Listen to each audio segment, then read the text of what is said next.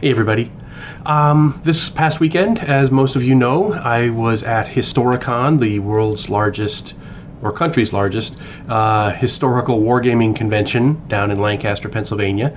And I thought I'd go through some of the pictures I took and, help share the experience with you all today on Greyhawk Grognard.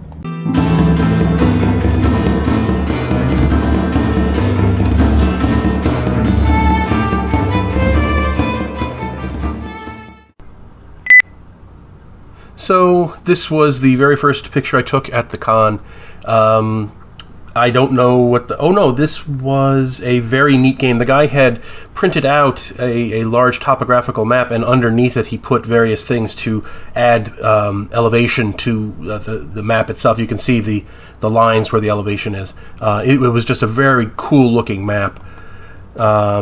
This was the Siege of Troy, which was done using the play testing Triumph Fantasy rules. I didn't get a chance to play it myself, but it looked really cool. In that particular game, you could call down the gods to assist you. Just another game. There's going to be a lot of those. A nice little naval game. I'm partial to naval games myself. So it looks like a Western game of some sort. This was the Siege of Minas Tirith. This is the Pelennor Fields. Again, this is Fantasy Triumph. The board itself isn't great, but if you that Minas Tirith model up there, that is really cool. This was the Triumph area. You can see you can play Triumph on a board that's only like 2x3. It's a great little game. This is the section of the North American Society of Ancient and Medieval Wargamers, about which I know absolutely nothing, other than they have a banner and they get their own spot at the con. These are just some various medieval games that are going on. This is just the whole gaming area. There's several ginormous gaming rooms at the con. This is just one of them. In the far background there, you can see the dealer's room, and I posted a video about that, I believe, on Friday. The Wild West game. This was really cool. This is Have Gun Will Travel. It's based on the board game from the 50s, based on the TV show from like 1953. And you go around on this board, and as you hit each town, your piece is taken to a specific board. They have like 4 or 5 towns actually built up, and you're a bounty hunter, and you're supposed to get get 2 of your bounties back to the home base, and then you win. But it takes many hours, as you're going from town to town, and each town is its own sub game. And the people who run it are really amazing. Their energy is just off the scale. Just some more details of that: the Indian village, the fort. Different game. This is an Age of Sail game, it looks like. Not really sure what this is, but the board looks cool. There's going to be a lot of that, as I say. This looks like a beach landing scenario. We're in a different game room, by the way. I believe this was a modern Africa game. You can see there's an airport in the foreground there. So World War II. Again, a nice board. This is the Battle of Trenton that's put on by the Little Wars channel. Highly recommend their channel, by the way. An enormous ancient galley game. I mean, these models are more than a foot long, and the amount of detail they have and the amount of time it must have taken to make them is just crazy. A much smaller sailing game. You can see we're in yet another gaming room here. I mean, it's just amazing. This is another shot of that first game area. This was an Anzio game. The board itself is like 8 or 10 feet long, and you can see you start at this at this end of the table, and you have to work your way all the way to the end as the allies. It looked really cool. This was really a blast from the past. They have a game library down in the basement where you could just take a game off the shelf and play it with your friends. This was a game I had when I was a kid, and I loved the game itself, but I loved those models of the helicopters and the jeeps with the anti-aircraft guns. Thought that was really cool to see it. Yeah, the American Board Game Library. You can see all those games on those shelves. Some are really old, some are really new, and you can just take them off the shelves, borrow them, play them, and put them back. It's really cool. This is the Burnsides Bridge scenario, which I played on Friday. This is a Civil War game. The Union is on this side of the river. They're trying to force their way across to the other side, and that's the aforementioned bridge. There are a lot more Union troops than there are Confederate troops, and the Confederates have to either prevent them from having control of the bridge or the road that's on the far side. We ended up winning the game because they took the bridge, but we still had troops close enough to the road to contest it. So we won on a minor victory on that. So that was really fun. You'll see some more pics of these. These are going to be focusing on my troops. I had the far right flank, and you can see just some more general shots here. I just went nuts. These were the troops that I was facing off against. A lot more. They had a lot more soldiers than I did, I'll tell you that. Just some more things. Well, I'll just skip through these pretty quick. A close-up of my troops. The enemy has made it to the fence line and is starting to pick my guys off. This was a ford. The scenario says that they could find one of two fords on either side of the river. This was when they found the ford and started to cross. You can see I used to have 3 full stands of troops, and now I've got 2 partial stands of troops. So I was getting nailed.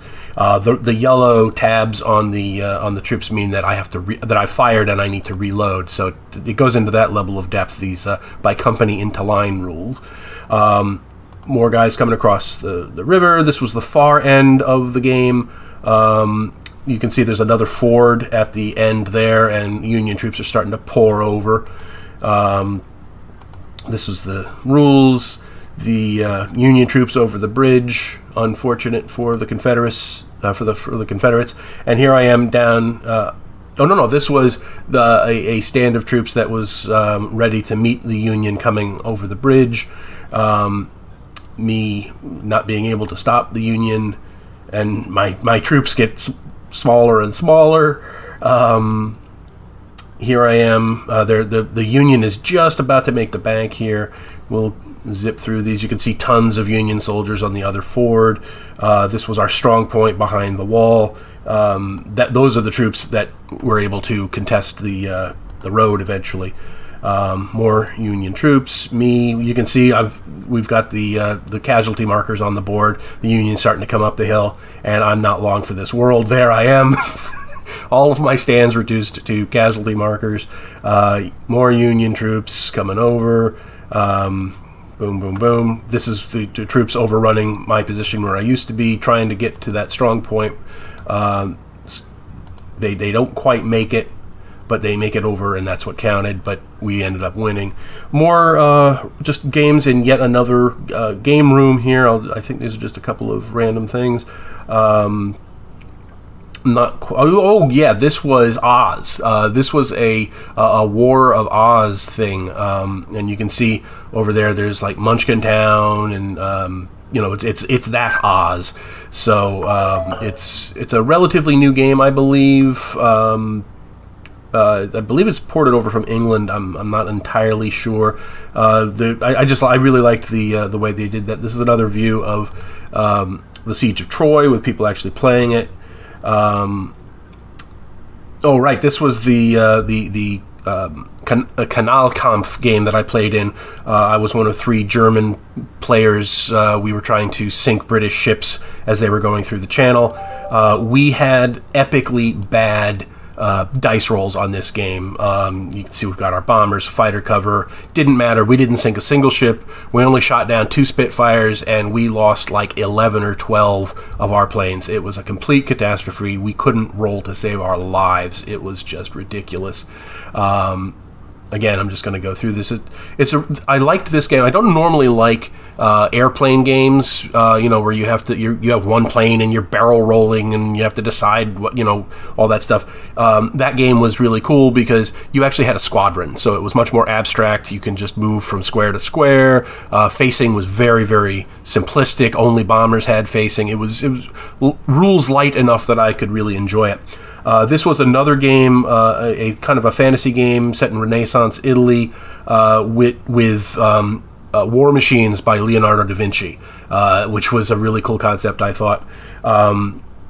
This is Uncle Wally's basement, where people would come in and, you could reserve a table for a couple of hours, and gamers at the con would just come in, sell your stuff that you didn't want anymore, and then a new batch of gamers would come in and sell their stuff that they didn't want anymore, and it went on all weekend. I think it's a great idea, because I know every gamer has stuff that they're just never going to use, and why not get a couple of bucks for it? There were some really good bargains that I missed out on, unfortunately. This was a longer view of one of the big game halls. Okay, come on, we're moving. There we go. This was the Battle of Salerno, where I played the British commander. There were two U.S. players. There was a U.S. player and an overall player fighting against several Germans.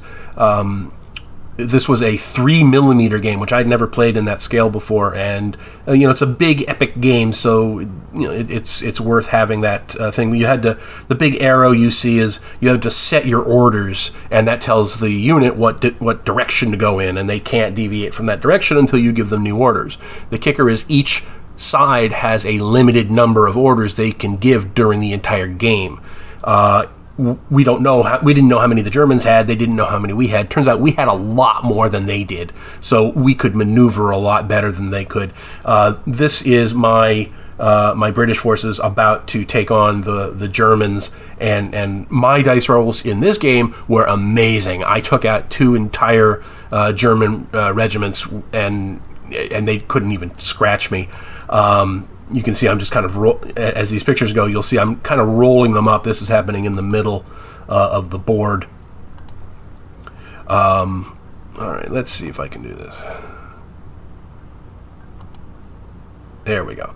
I'm surrounding the Germans at this point.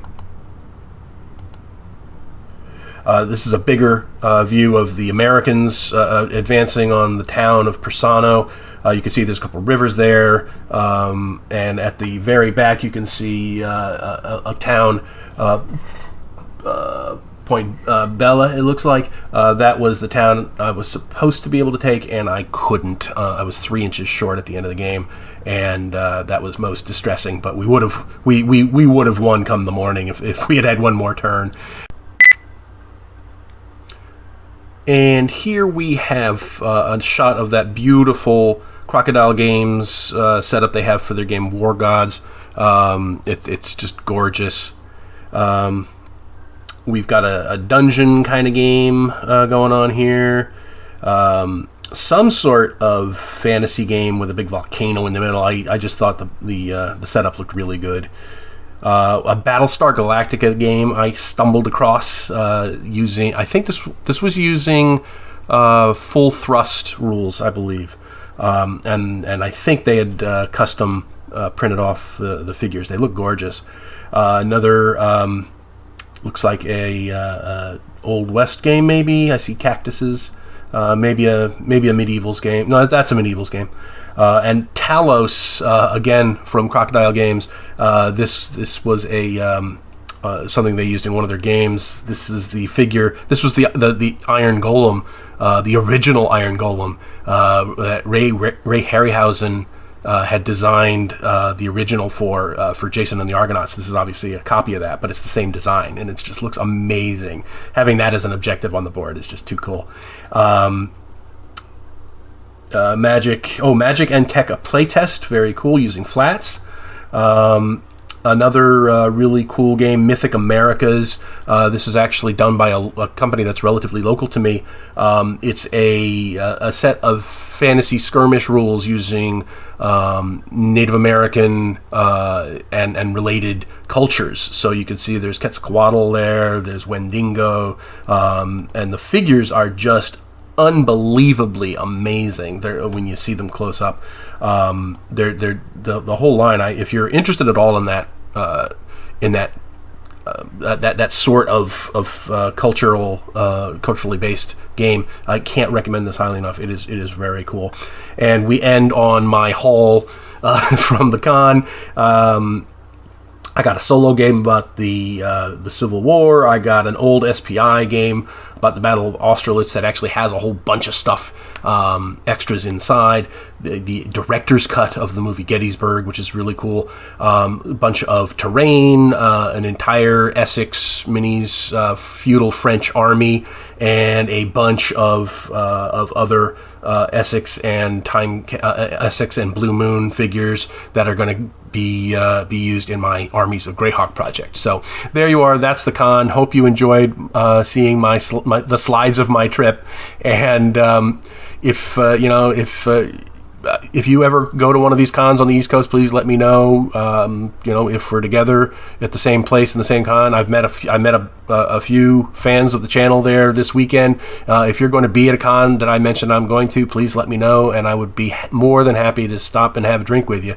So anyway, hope you enjoyed this, and I will talk to you later, and happy Gary Gygax Day. Thank you, Gary, for all the fun.